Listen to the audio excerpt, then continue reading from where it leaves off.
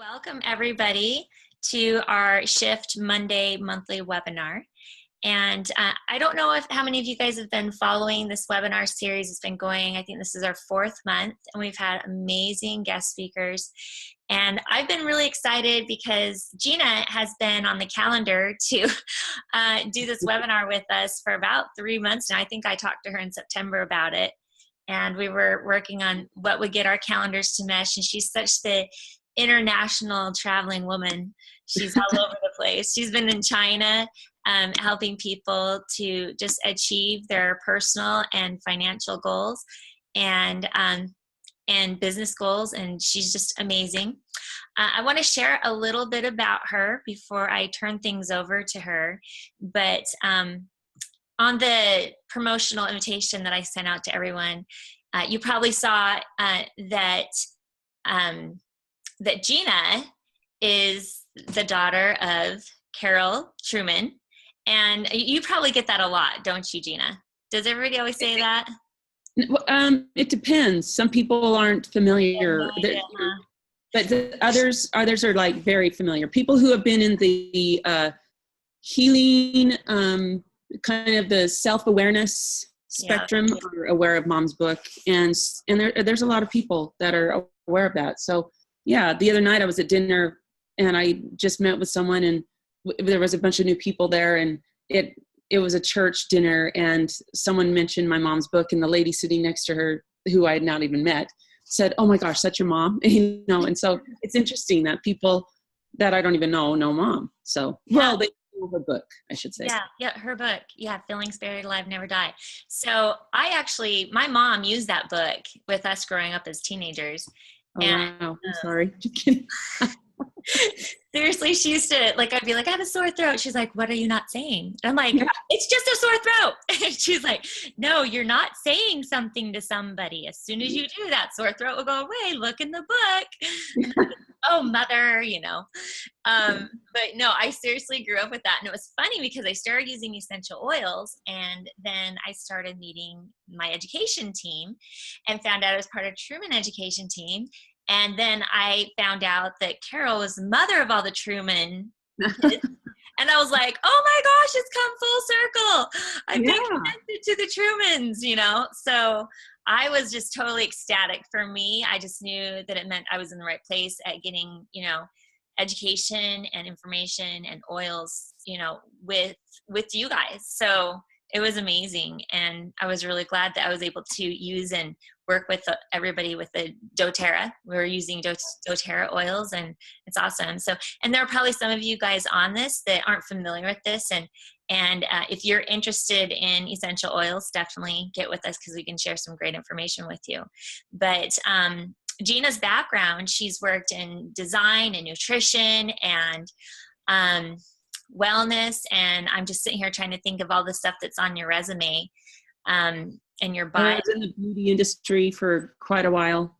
You were beauty industry, yeah. So I feel like a kindred spirit with you because I worked in the beauty industry and design, and we have a lot of similar backgrounds. So it's pretty cool. Except you're an amazing photographer, and that's one thing I wish I was. So. Well, I will teach you. Okay. So it's a lot of fun, but so I was just really ecstatic to have Gina come and talk with us. And I remember when I first met her, I was just blown away. First of all, you are so tall, and I'm so jealous. I loved it. I was like, oh my gosh, I wish I was as tall as she was. Because I came from the fashion background. I modeled, but I modeled in Tokyo because I was too short for the U.S. European market. So I wish I would have had your height. But you're just tall, beautiful woman. You are amazing on the inside and out. And I'm just really excited you're here to share with us. And I asked her if she could speak on a topic that has to do with shift, because shift is what I love teaching people and educating people in areas of shifting in their lives, whether it's a creative shift, a heart shift, a wellness shift, or a leader shift. And she told me about this amazing, I don't know if you want to call it a talk or a class that she has. She's been asked to share, and it just fits so perfectly. And so I'm going to pass it over to you. Great. Well, I have to thank Helen. And I remember when I first met Helen, I thought, what a determined, passionate, talented woman. And indeed she is. And you are very independent and you've been very successful. And I remember you had just had, I think it was your fourth baby when I met you, and you were the busiest woman, but yet you had this amazing little family too. So you've been very successful, Helen, and I want to, give kudos to you. So I felt it an honor that you asked me to be part of this, and I'm excited to speak with everyone on something that I'm passionate about. And I'm sorry, we Trumans get emotional. We wear our emotions on our shoulders. So you might have a few tears or two, but that's how we share. But the reason I'm so passionate about this is because I've lived this, partly because of my mom growing up in a home where we were her guinea pigs. She was always telling us stuff and using stuff on us in our teens that we now hear people just understanding. And I kind of have to, we've been humbled a little bit and realized that mom kind of knew what she was talking about, even back when we didn't want her to know what she was talking about.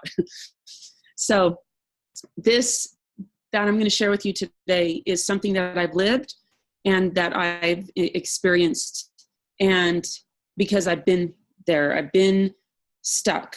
I've been in that point in my life a few times where I'm like, well, maybe this is where I'm supposed to be. Maybe I'm just supposed to be this person in this little place, and I'm not supposed to, have this a mission, I guess I can say, for the world. But I'll tell you right now, everybody has a very important mission. And if you are just living in this little cocoon in your home, may I just share and suggest, get out of that cocoon, because you have so much to share. Whatever knowledge you have, share it.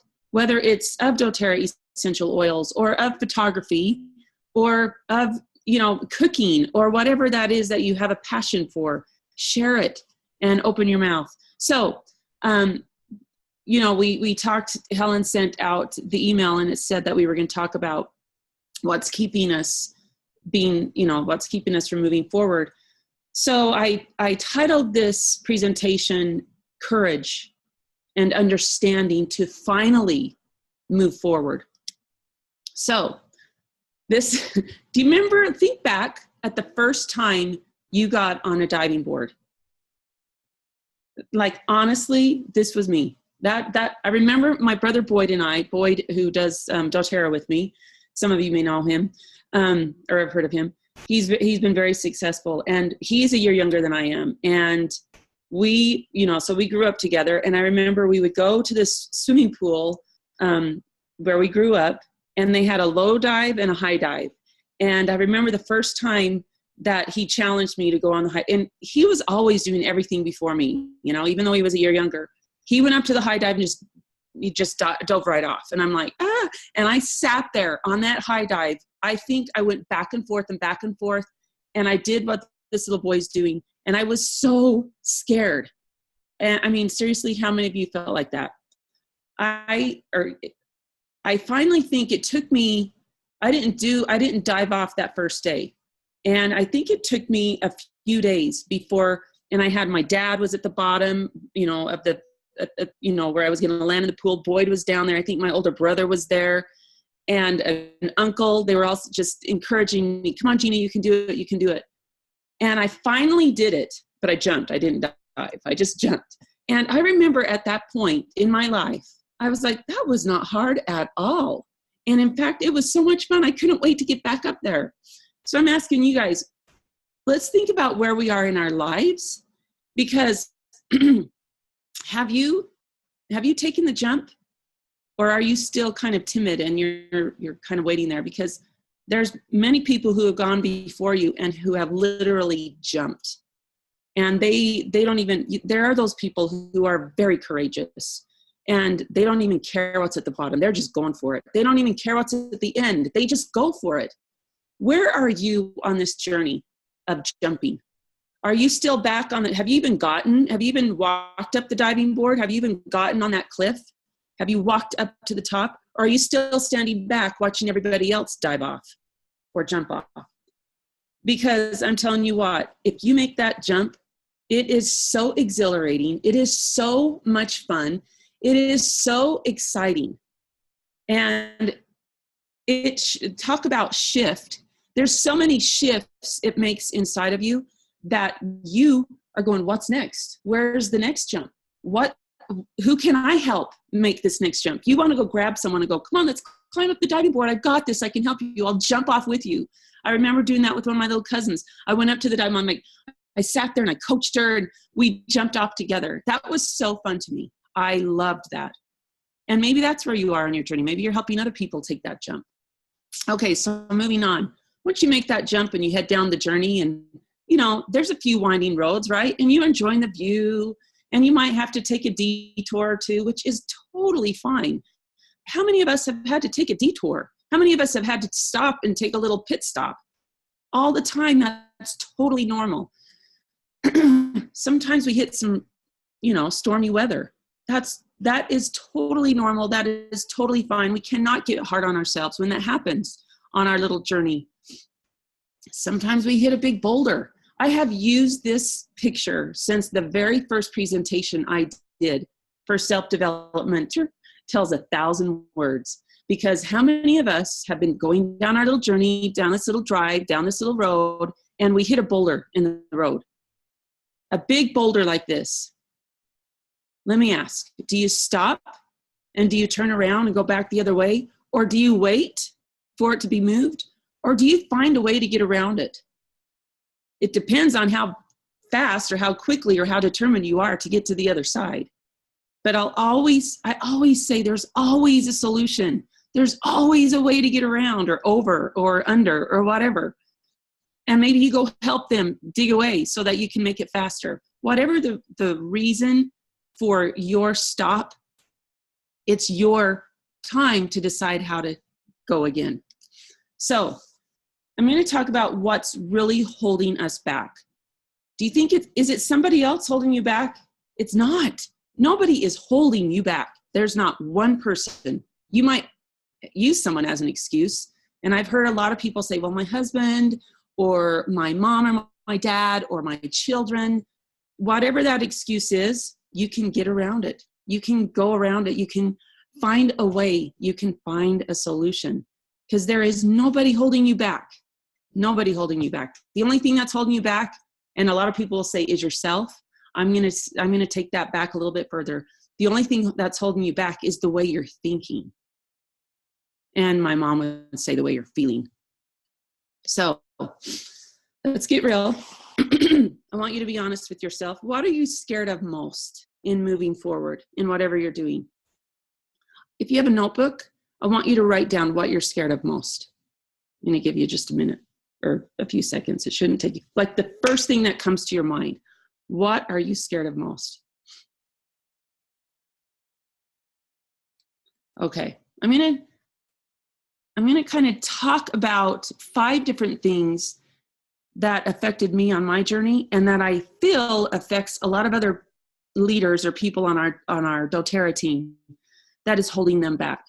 So 1 is, are you scared of talking to people about doTERRA or about what you do, about helping them, about motivating them? Are you scared of even just talking? Now I'm going to give you the other side of the spectrum. Have you ever thought that there are people on their knees every day and night asking for a better health and financial freedom, and you might be the only one that can help them? You are an instrument, and that's part of our mission in life, is that we are instruments. And the only way to be that instrument is to get on our knees, and whoever you pray to, whether it's God or Heavenly Father or Buddha, whoever you pray to, ask for help and ask for guidance to find that person who is looking, who is searching.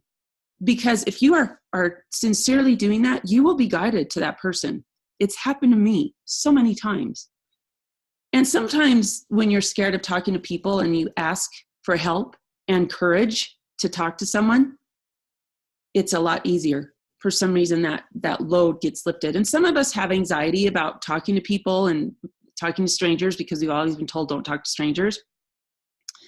That's okay. Ask for guidance, ask for help so that you can be the answer to somebody's prayers. And one way that I love to talk about this, one way to talk to people, or, if you're standing in a grocery line, or if you're at a doctor's office, or wherever you are shopping, and the attendant or the person that's helping you, the store clerk is, one way to talk to them, you could simply start by asking, hey, I'm just curious, have you ever thought about, alternative ways of health? Hey, I'm just curious, how is your health in your life? How's the health of your children? Hey, I'm just curious, what do you think about?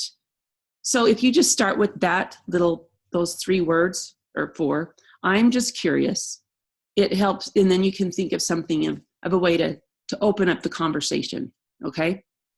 So another issue that comes up for people, or maybe you're scared of what people think about you.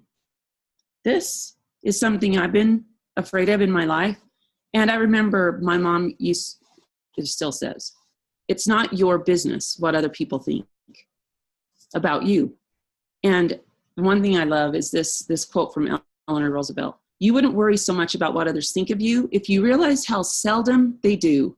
They're worried so much about themselves and their lives and their kids and their families. Seldom do people think about you as much as you think they do. And when you think about that, it kind of takes the load off again. And freedom comes when you stop caring about what others think of you. And sometimes we get in misunderstandings or miscommunications, which happens a lot in business. I do this business. My top leaders right directly with me are 2 of my siblings and my 3rd one. We're doing this together as a family, and we have to have open communication. And we sometimes use the title of my mom's book as it's kind of a joke, or when we'll say, okay, feelings buried alive never die, because if I feel like my sister is mad at me or is holding something back, I'll just simply say that, or she'll say that to me, and I've said that to my brother, just jokingly, and then it opens up this conversation so that we can get the contention out, because you cannot move forward if there is contention. You have to have a forgiving heart, and that's all a part of this issue about worrying about what other people think. Sometimes we need to worry about what others think. If it has to do with contention, there's 2 sides of this. It's not worrying about what people think so that you can move forward, but then there's the other part of the heart, and being kind and being unselfish and being forgiving, which is huge. This business, any business you're in, you have to be humble, you have to be integrous, you have to be teachable to be able to move forward. So another thing that you might be scared of is maybe you don't know enough. Maybe you don't know enough about the product that you're teaching about or that you want to teach about, or maybe you don't know enough about anything. Maybe you're just scared that I remember saying this all the time. I am so dumb. I am so dumb. I don't know enough. My brother is so smart and he retains everything, and he does. But guess what? I know things that he doesn't know, and I can express myself differently than he can express himself. We each have strengths. So another part of this is, have you ever thought that none of us is as smart as all of us? The reason I put this up is a lot of times when people are brand new in a business, they feel like they need to know everything about every part of the business before they start talking about it. That is so wrong. It is not that at all. That isn't an unbelief. It's not true, you guys.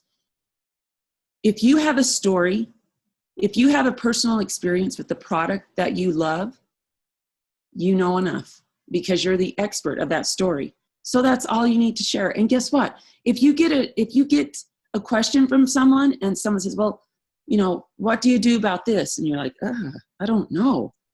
You simply say, you know what?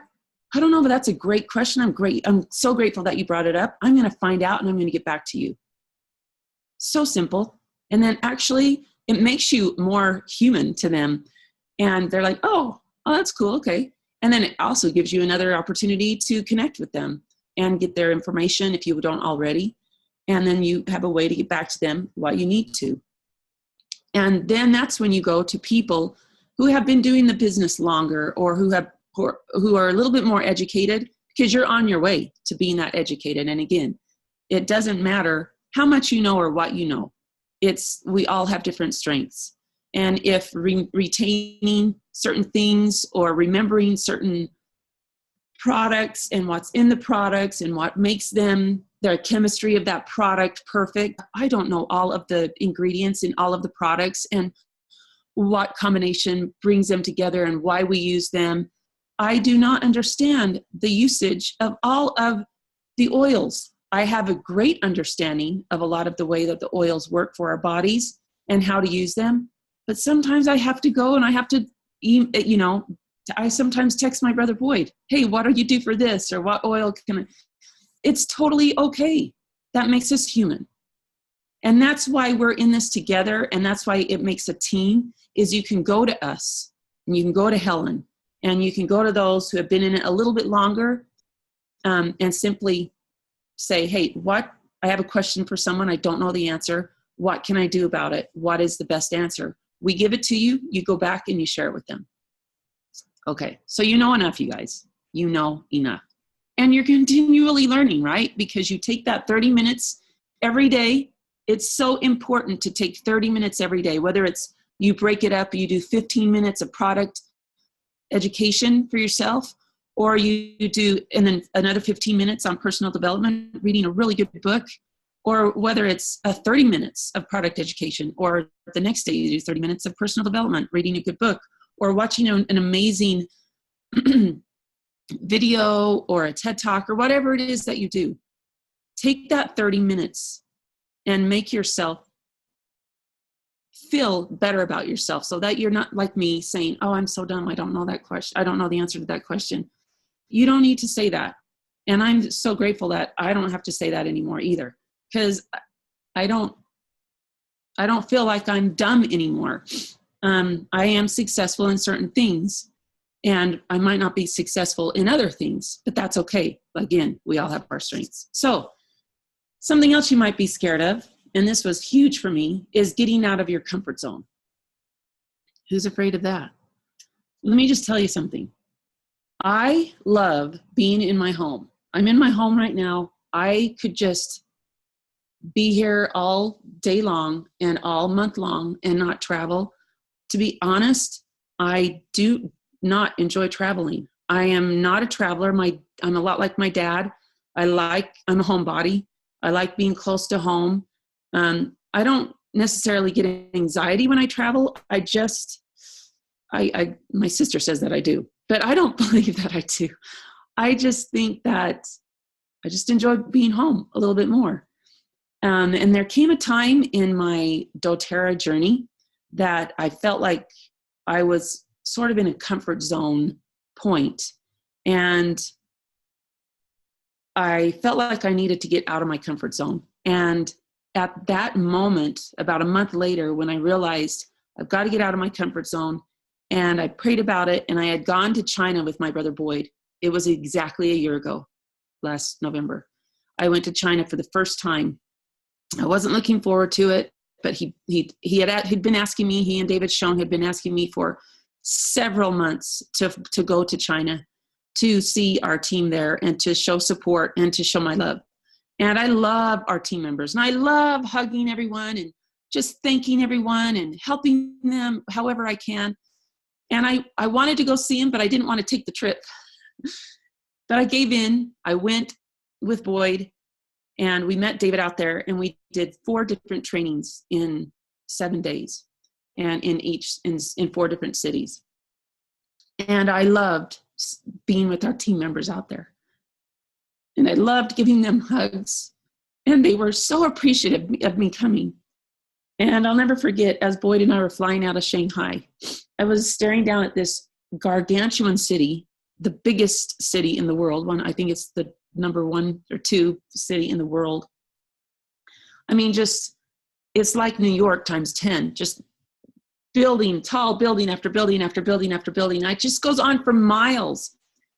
And I looked down at Shanghai and I said to Boyd, I said, I almost feel like we need to come back here and spend more time and maybe get an apartment for a few months and focus on our people here and help people and share what we know about doTERRA. And he said, that's a great idea, Gina. And so I prayed about it during the holidays last year. And I thought, you know what? I'm going to do it. So at that time, I heard this quote, comfort is the enemy of success. And I thought to myself, I need to. I feel like I had held myself back a little. I was still doing stuff in doTERRA, don't get me wrong. I was still very busy doing trainings, doing webinars. I love doing presentations. But I felt like I was holding myself back a little bit because I was in a comfort zone. You know, I had just remodeled my home. I even loved it even more. And I had just finished. I'm like, why would I want to leave my home and go live in Asia for a few months? Do you know why? Because there were people who needed me.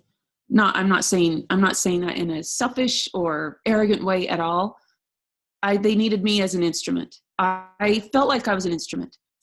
And I knew that if I was to be successful and help others be successful, I had to get out of my comfort zone. And I knew, and I know, if you want to truly be successful, you need to get out of your own way. So whether you find yourself on your sofa or in your comfy chair, which I'm in, this is my comfy chair, the one I'm sitting in right now. I love this chair. In fact, my family members will come in and they're like, Gee, are you on your chair? And I'm like, I am. This is where I do all my work. This is where I do all my phone calls, is sitting in this chair. But I know it's when I'm out of this chair and out of my house and I'm out in the world sharing what I love about doTERRA, that's when I'm not only becoming more successful, but I'm helping others become successful. Because again, when you're helping others become successful, that's when you're lifting others, you're lifting yourself. I mean, we've all done that. We've all helped somebody else in church service or in any other ways. Maybe it's another business that you've done in the past. Maybe some of you are school teachers. Talk about helping people. I mean, like, you've helped children. I have an aunt, and even my sister Rhonda, she ran into someone at the last doTERRA convention who she taught 4th grade to. And this girl said, you were my favorite teacher. Who can put a price on that? You guys, we got to lift others, whether it's teaching them, whether it's being optimistic and passionate and positive with them. We've got to help others. And when we do, we become successful. But we don't do it just so we can be successful. We just want to help them be successful. Also in doTERRA, sorry if there might be people who don't necessarily know exactly everything about doTERRA that are listening to this. But we have always said, when you help somebody else be successful, especially in the business side of this, then you automatically become successful. So on your notebook right now, I want you to write someone whose name that comes to you right now. There's someone's name that is coming to you right now. That first person you think of, and write their name down. And I want you to call them. Call. Don't text. Don't email. That you can just say, what can I do to help you? I know there's something I can help you with. Your name came to me this week. I have been that person on the other side of the phone when someone called and said, what can I help you with this week? And they've been a godsend. Be that angel to someone this week. And what a great week to do it, this week of the first month that we celebrate such a wonderful time of year, is by helping somebody else. Action changes things. And that's simply what I'm asking you to do, is act. Act, do, be that person, be that instrument. So something else that I've come across in my journey is people who are afraid of making too much money or making money. Maybe it's a belief that they've had, that they grew up with. I know that my mom had to go through this, and so did my dad. They worked through this a lot. I remember when I was a teenager, mom was always talking to dad, and she was taking him to all these seminars and workshops, and she would take us too and help through that, because my dad had a lot of beliefs about money. And maybe some of your beliefs might be, I have to work hard. I have to work that 9-to-5 job. I literally have to get out and dig ditches, or whatever it is. I have to work hard to make money. Or maybe money is the seed of all evil, or rich people are selfish, or whatever that belief is. I ask you to turn it off, because